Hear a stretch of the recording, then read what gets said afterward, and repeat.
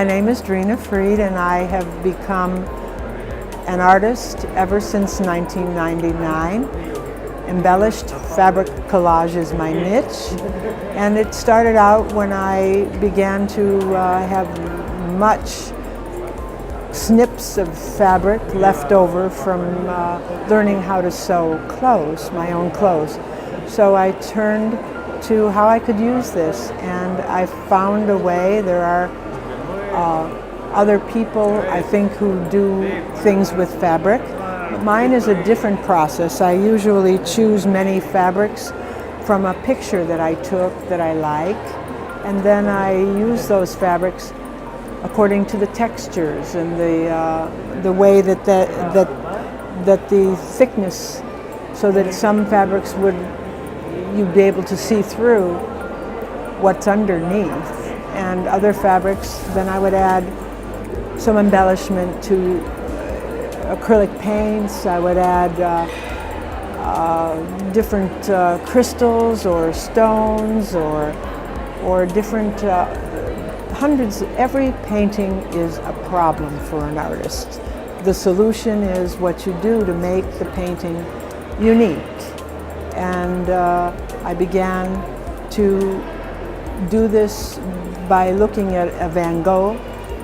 So I created that, and then I went from there, moving from different topics so that I wouldn't get tired of a topic. I would do maybe interiors, some still lives.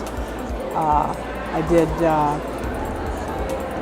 all kinds of animals for a while, and tried to incorporate my fabric into the picture to make it different. And so I knew I had arrived when people would say, "Oh, that must be Drina Fried's work, because look at the fabric."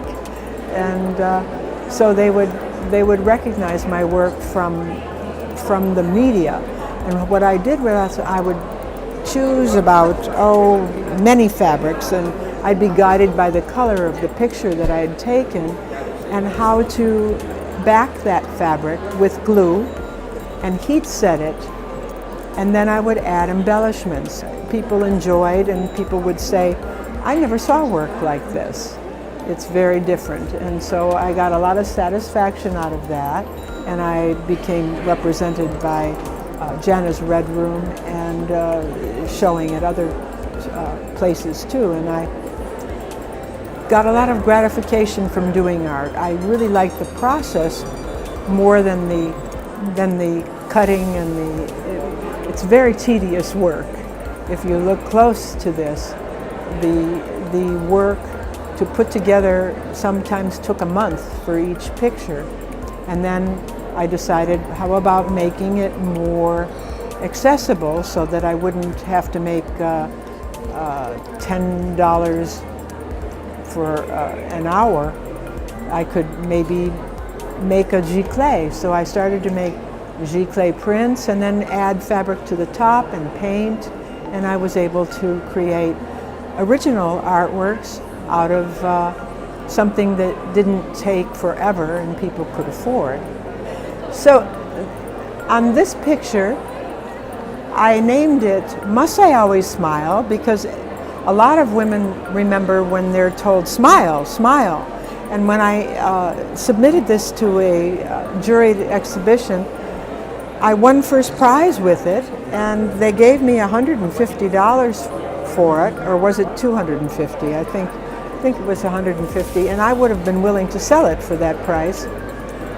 But people like to look at art and move on, so I was happy enough to have it and the money, and that was good. But then I decided, how about making a larger picture of this and embellish it with some fabric, but not entirely, and that way it wouldn't take so long. And this was a giclée of myself, but in my imaginations, people ask me, I have a picture I love, would you paint me and put me near the picture I love and make that into fabric and make a story about that I can hang in my own home. So that was my wish.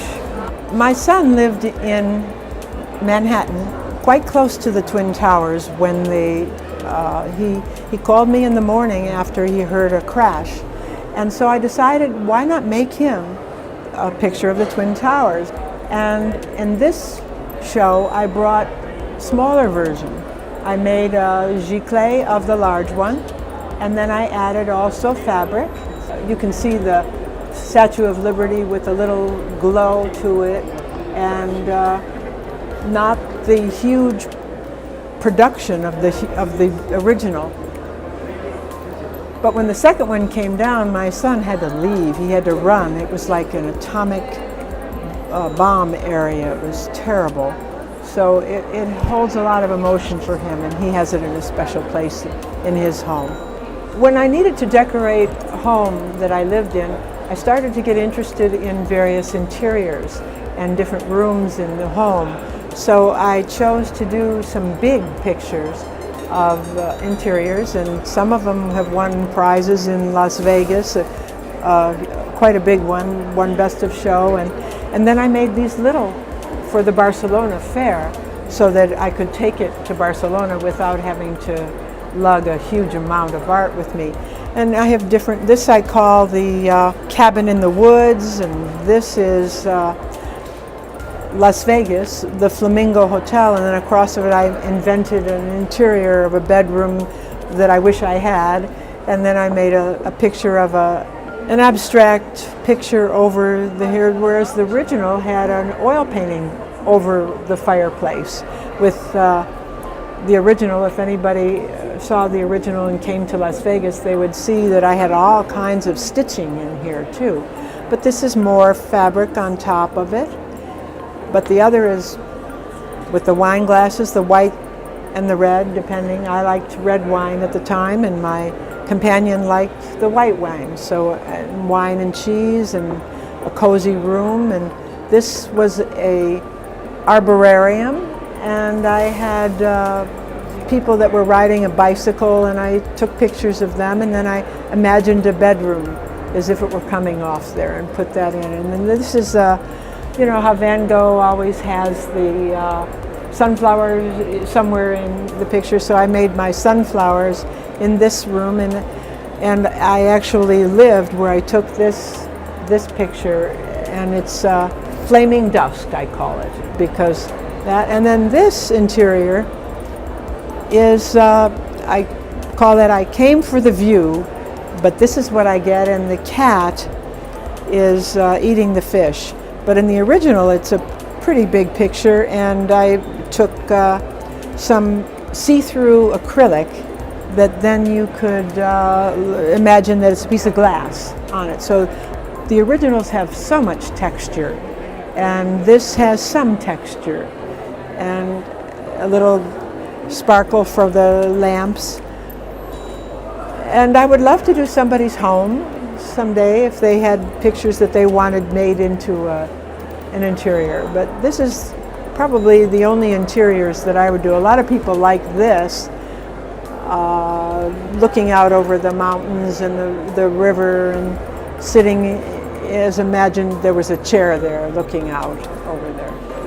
I will continue to show my art at Jana's RedRoom. She likes smaller things and some bigger things in another place, where I would like to continue in Boulder City, where I also show sometimes in the gallery there.